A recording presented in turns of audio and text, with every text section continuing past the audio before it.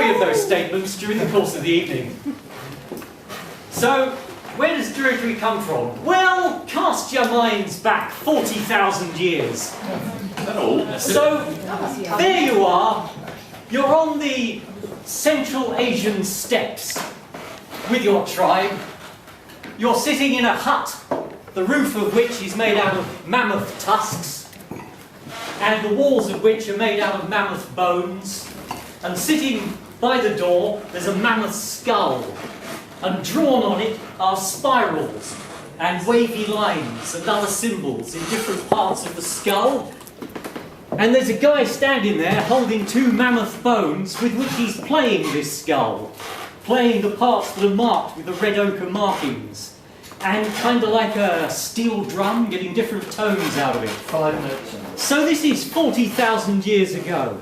Now the reason that this is important and the reason that this links into Druidry is because there was a guy who was living on the Central Asian steppes 40,000 years ago, and dear old DNA has proven that he was the ancestor of almost every modern inhabitant of Europe, of almost every inhabitant of Northern Asia, of the Indian subcontinent, and of all, more controversially, Native Americans. One guy, DNA, 40,000 years ago. So, well, him and his descendants, you know, they had a lot of time to spare. There was no TV in those days. You know. So, no skull, I think. So, it was this guy and his descendants who spread out across the Central Asian steppes. They spread as far as northern Siberia in one direction, as far as the Iberian Peninsula in the other direction. It took them a while to do that, but actually not all that long, because by 35,000 years ago, they pretty much made that spread. And by 35,000 years ago, they'd also begun the domestication of wolves as companions and hunting partners. And of course, with the spread of people, with the spread of DNA, you get the spread of ideas. And it's because they started from this central core that we now have a group of ideas that spread all around the world. Almost. There are sort of exceptional pockets here and there. But certainly, you get this thing that's called subarctic shamanism. And it's not actually subarctic because, of course, it spread across the Beringia land bridge, down into the Americas, down into South America. But what you find is a small group of animals who, if they exist in the neighbourhood where the ancestors of this guy moved to, remain incredibly important in human spirituality. One of them, I'm glad to say, is the wolf. Thank you. I like a bit of emphasis to kick in at that point. Yeah, and the thing with wolves is what you often get is you get hunting societies that are formulated around the spirit wolf. And the wolf is the ideal of the hunter. We humans learnt a lot about hunting from following wolves and seeing how they did it, basically. So they became kind of the archetypal hunters. But they also became the archetypal warriors. And pretty much wherever you go, across the whole spread of this guy's ancestors as they spread out, you get wolf societies. And those wolf societies consist of young men who are removed from the societies in which they live, temporarily. At a fairly early age, they're put into age sets. And they grow up with other boys. And their job is, when they become fully fledged warriors at the age of about 16, 17, their job becomes to defend their tribe from the outskirts of the tribe, not as part of it. And a part of their job is also to raid neighbouring communities and pinch whatever they can to bring back. And they live outside of the tribe for 7 years as warriors in the wilderness, wolf warriors. Another animal that you find everywhere is known by many names. We most commonly know it in the UK as the dragon. Possibly the worm, the snake, the serpent, and they're found in all of these mythologies from this guy who lived 40,000 years ago in the Central European steppes. They go in all the mythologies. They live under the ground, they live underwater, they come back up. There's one from my old home in Sussex. There's the legend of Knuckerole, because they used to call the dragons Knuckers in Sussex. And Knuckerole, there was a dragon that lived in this bottomless pool, and he used to come up and he would bash the hell out of the local cattle, eat them all, drag them back to his pond, and he was just a complete and utter bloody nuisance. So there was a young lad who, in some versions, of course, his name is Jack, because in British fairy stories, almost every young man is called Jack for some reason.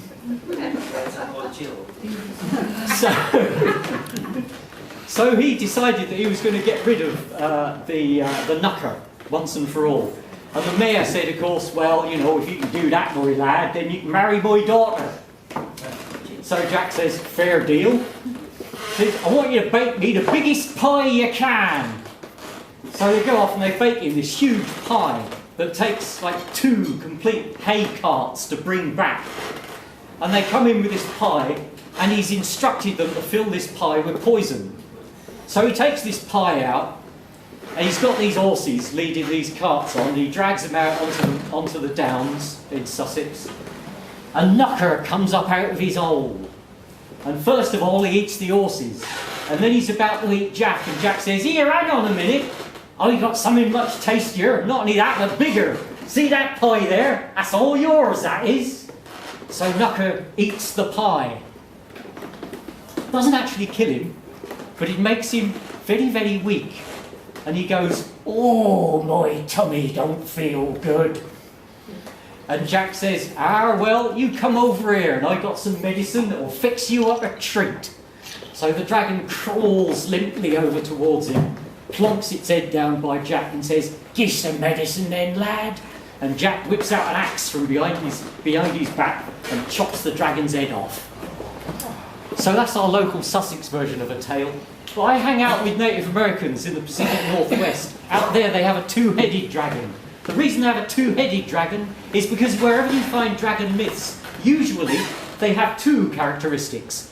One that harms and one that heals. In the Pacific Northwest, they say that the serpent energy is the most powerful healing magic you can have.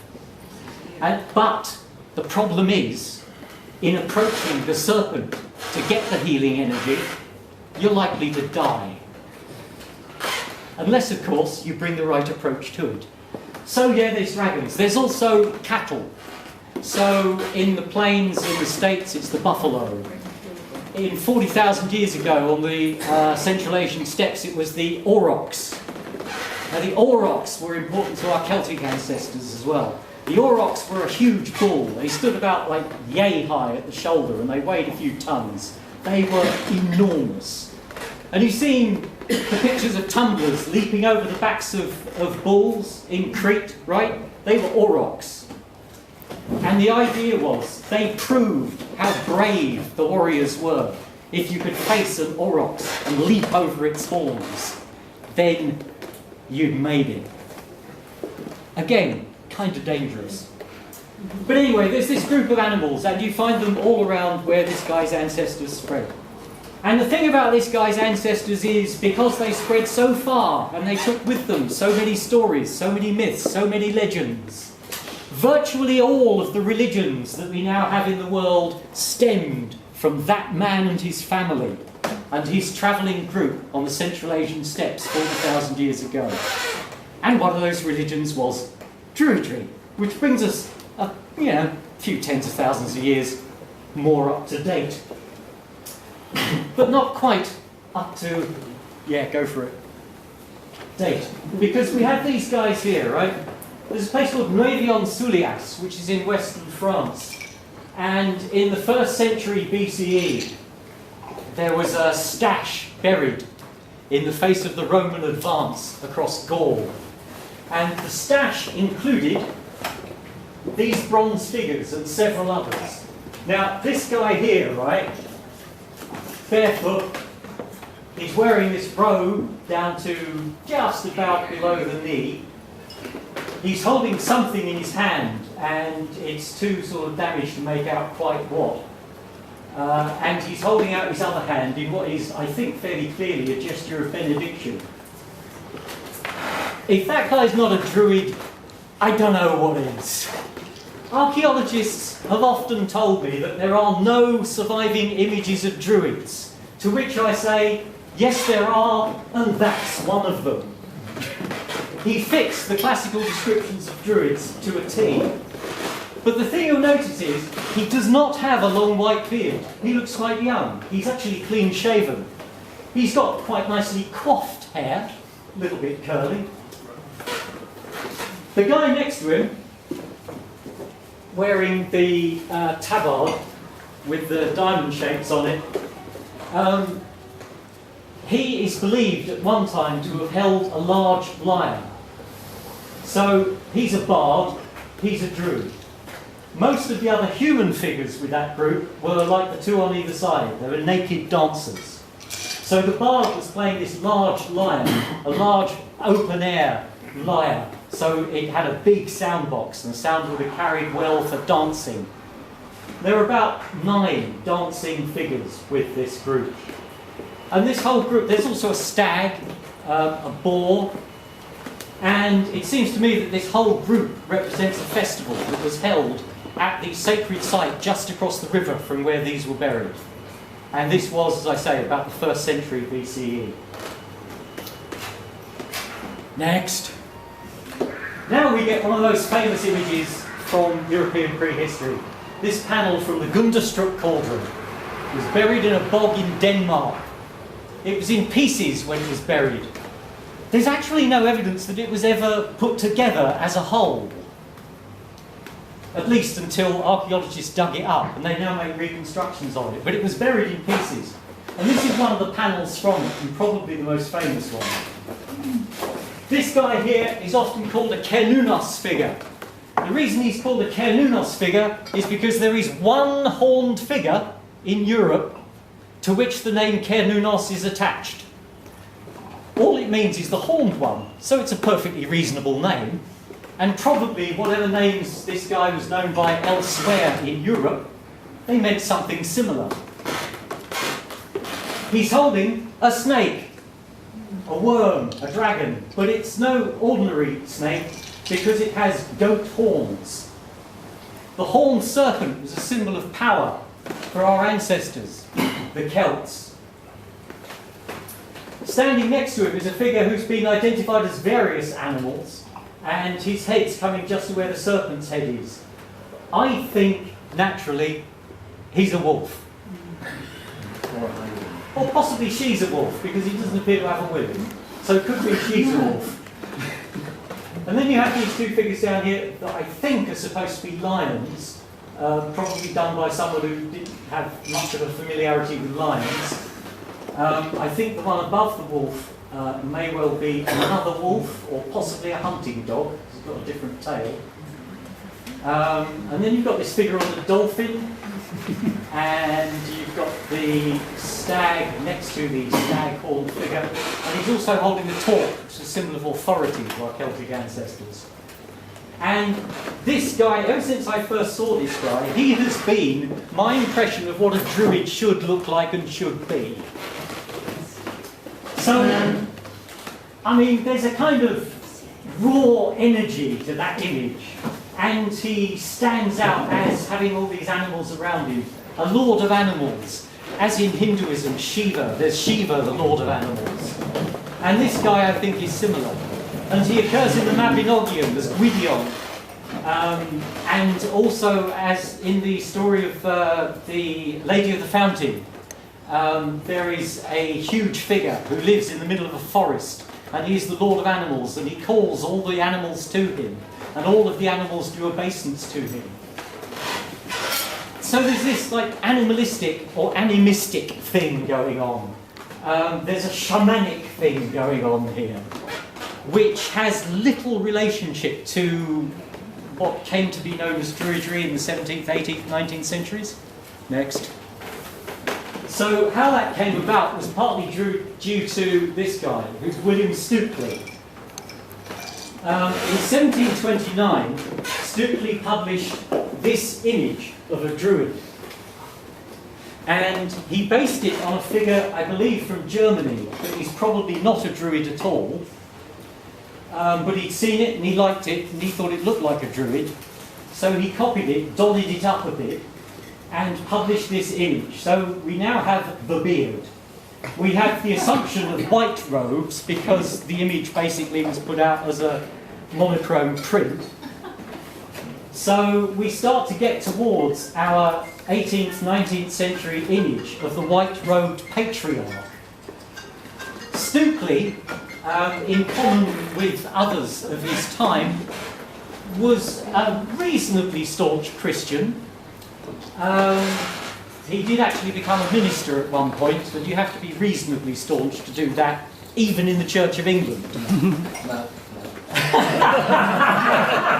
Not in the 18th century. Not in the 18th century. So there was a lot of people are following on from Stukely were trying to portray the ancient Druids as essentially biblical patriarchs. They even went to the extent of saying that what Druidry was all about was introducing patriarchal monotheistic religion to the ancient Britons. That was supposedly our role. So, yeah, next one please. We get subsequent images like these. This one is from a book published in 1848, and this one is a book illustration from 1910. And you see, Stukely's idea has stuck.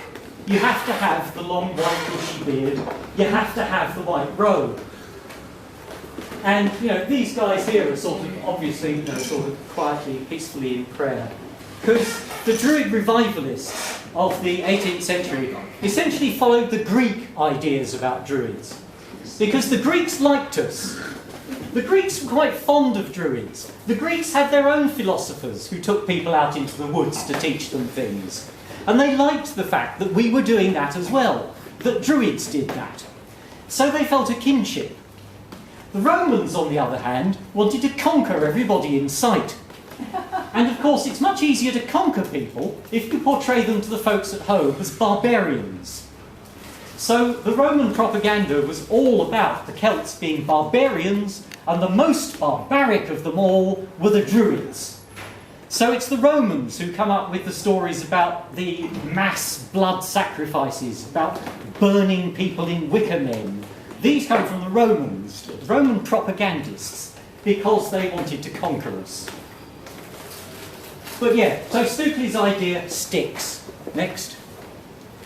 Except in some cases, people take it off in slightly different directions. One of my favourite Druids of all time, Dr. William Price. Dr. William Price, born in 1800, died in 1893. A remarkable man. His father was a remarkable man, so I suppose he inherited some of it. One of the things his father used to do was to go around giving lay sermons in chapels in Wales, at the end of which he would take all his clothes off. This was considered quite eccentric. He got even more eccentric later. He was sometimes found giving sermons, stripped naked, and standing up to his chest in duck ponds. He was a bit of an odd chap. And his son was Dr. William Price. And he was an actual doctor. He was a real doctor. He was a GP. Not only that, he was a bloody good one. He was better than most of his contemporaries. His cure rate was phenomenal. Not only that, but unlike a lot of his contemporaries, he treated most of his clients for nothing because he lived in a fairly poor area of South Wales and they hadn't got any money. So he was a remarkable guy in many respects. He upset locals somewhat. I mean, some people found it odd that he should walk around dressed like this, for example. I mean, he's wearing a complete fox fur on his head in the picture where he's holding a torch. And this item here was a bright red baby grown. You know, he was slightly eccentric. So that looks very much like what I'm thinking on the Gallows Bowl. Well, yeah, I mean, you know, was different from what was going on around him, but so are a lot of us, I think. He was maybe a little more different than most. I mean, he upset locals by... he developed a relationship with his young housekeeper when he was in his old age. She was about 30 years younger than he was. And she bore him a child who they called Jesu Christ, which didn't go down terribly well with the local church. But things got even weirder when Jesu Christ died at the age of only a few months. So Dr. William Price had decided that Druid funerals were fiery affairs. They were open-air cremations. And so, just up the hill from the local chapel, he built a huge pile of dry wood, and he put the body of young Jesu Christ onto the fire to send him back to the gods. And he lit the fire, and then chapel turned out, because it was a Sunday morning. People freaked out a bit. The local constabulary were called. Dr. Price was arrested and hauled off to prison, and they snatched the remains of Jesu Christ from the flames. However, they carried out a post-mortem, and they agreed with Dr. Price, who told them that the child had died of natural causes. He had.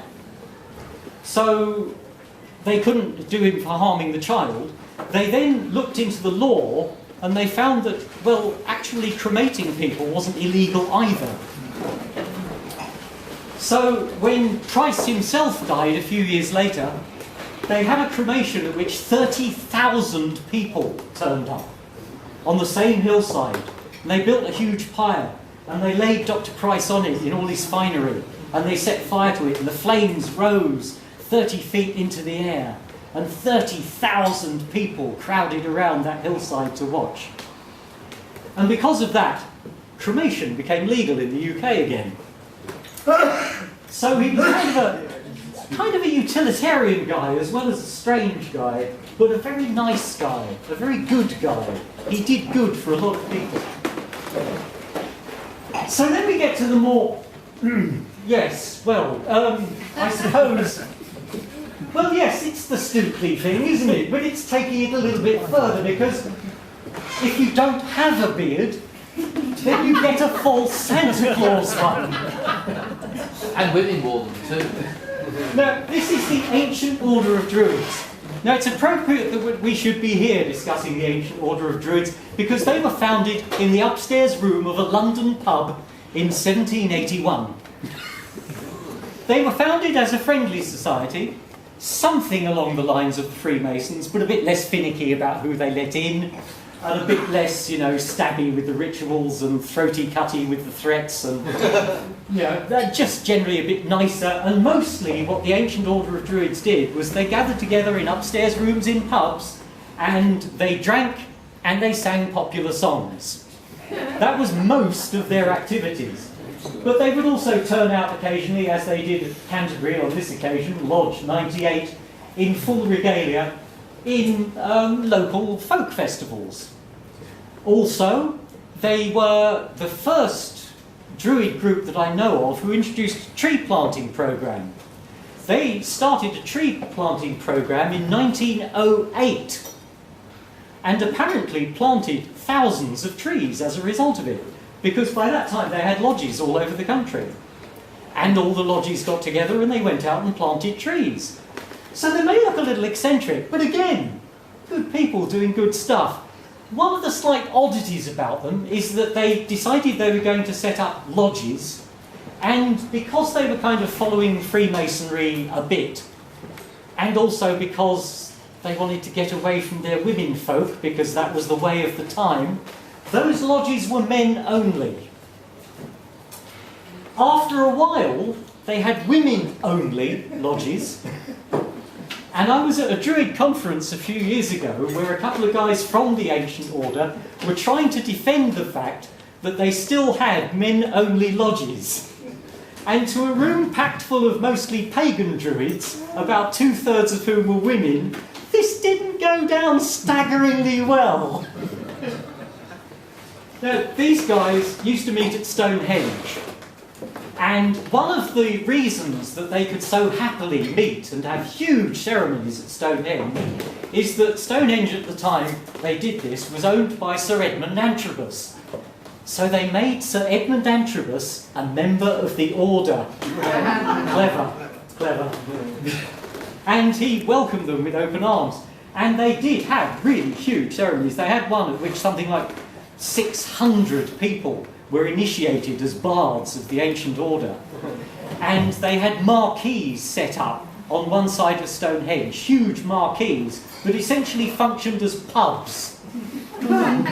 So they would go in, quaff a few beers, then get changed, put their beards on, and go and have the ceremony, and then whoop it up, come out from the stones again, back into the marquees, and just sort of knock back several more pints for the rest of the evening. So, I mean, you could say that they weren't taking their Druidry entirely seriously, but then, I don't know, there are some who try to follow their ways today, I think. And of course the Ancient Order still exists. It's not as big in the UK as it used to be. It was really huge at one point. Yeah, flip on to the next one. Yeah, but one of its most famous members was Sir Winston Churchill. Yeah. Not for some reason. He probably, I mean, this was his initiation, so he probably hadn't got his beard yet. But yes, he was initiated. This is at Blenheim Palace, actually. No, it's in Blade. So, one of the versions I've read said it was Blenheim Palace. But Yes, but Blenheim Palace, he was actually initiated in a special site between Blenheim Palace and Bladen Parish Church, which is where he's buried. Oh, right. Okay. And I've been there, and it's still used Yeah. by the AOD. Yeah. So, yeah, the Ancient Order spread all over the world. They were particularly popular in Australia and New Zealand, where there are still lots and lots of active and really popular lodges. There are also lodges in the States, but there are fewer now in the UK. But I did go to one of them. When I was a member of the Council of British Druid Orders. That's a whole other story. We used to switch around who was going to host the meetings, and one of the meetings was at a lodge of the Ancient Order. And in keeping with tradition, it was an upstairs room above a pub. So I arrived, and shortly after I'd got in through the door, my host said, What you drinking? I've got something I'd like to show you. So I said, okay. And he said, come over here. Oh, come over here.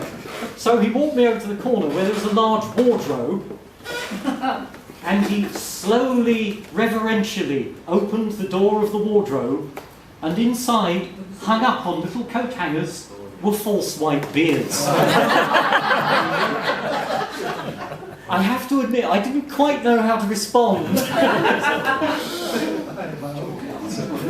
But yeah, an interesting group. They used to meet regularly at Stonehenge up until the 1950s. In the 1950s, you had the whole teddy boy thing kicking off, and the locals used to turn up and take the piss out of them. And in, I think, 1956, they knocked it on the head because there were just too many teddy boys turning out and taking the piss out of them. So they gave up meeting at Stonehenge, and they no longer wear the false white beards in public. Next. So, of course, slightly earlier, 1781 the Ancient Order were founded. 1792 the Welsh Gorsedd of Bards was founded by the great and much lamented Iolo Morgannwg, Regulario! or Neddy of Glamorgan. And Edward Williams, as was his given name. And the working class. And so he was an interesting guy as well, and another reasonably eccentric. Like a lot of children of his time, when he was a bit colicky or had a bit of a cough, his mum would give him laudanum. Now, for those of you who don't know, laudanum is an opium extract, basically. And he got addicted to it, as you probably would, and as a lot of his contemporaries did. And he developed really quite a fondness for it, and remained very fond of it throughout his life, which may explain why he had some problems in life. Because every business venture he tried failed dismally. He was left money, And he set up a shipping company at one point, so of course his ships immediately sank. He tried farming, but discovered he couldn't get anything to grow. He tried being a